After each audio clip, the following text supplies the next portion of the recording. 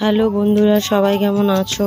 তো আমাদের সিংহের কোণে দোলে বারুদ পোড়ানো দেখতে আমি চলে এসেছি। তো সবাইকে অনেক ভালোবাসা রইল। আমি ক্যামেরা বন্দি করে তোমাদেরকে দেখাচ্ছি। আজকে আমি এখন রাত 1টা বাজছে, এসেছি মাঠে। তো মাঠেও বারুদ পোড়ানো দেখবো, তারপরে আবার 4টে থেকে রাধাকান্ত তলায় যাব, গিয়ে ওখানে দেবদোল হবে দেখবো, ওখানে তুবড়ি পোড়ানো হবে দেখবো। তো বন্ধুরা, তোমরাও দেখতে থাকো।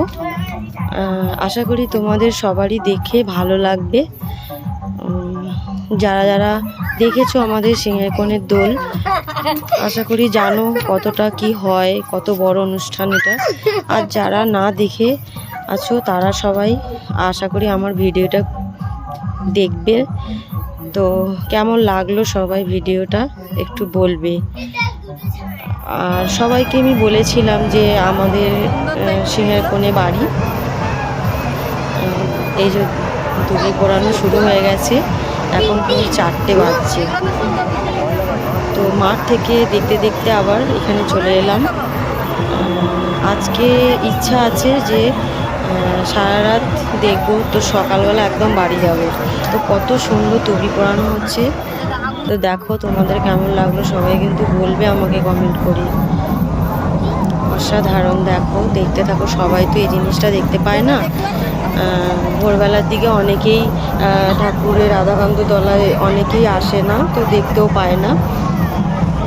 তো আমি ভিডিও করে দেখাচ্ছি কেমন লাগলো।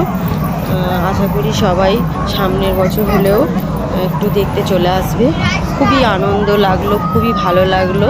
আমি সবাইকে নিয়ে এসেছিলাম দেখতে, তো বাচ্চারা বাড়ি চলে গেল। ওরা বললো যে আর থাকতে পারবো না, তো ওরা বাড়ি চলে গেল। আমরা কিছু আছি আর কিছু বাড়ি গেল। তো আমি খুবই আনন্দ করলাম, খুবই ভালো লাগলো। সময়টা সারা রাত কেটে গেল কিভাবে বুঝতেই পারলাম না।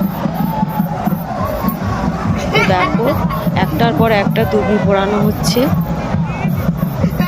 প্রায় 15 থেকে 20টা তুবড়ি পোড়ানো হয়েছে, আমি গুনিনি যদিও। দেখো, অসাধারণ লাগছে।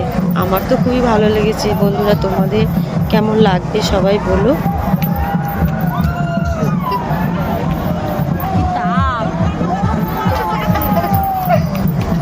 কিছু জিনিস আসছে, অনুষ্ঠান আসছে, তো খুবই ভালো লাগে। আবার চলে গেলে মনটা সত্যি খুব খারাপ লাগে।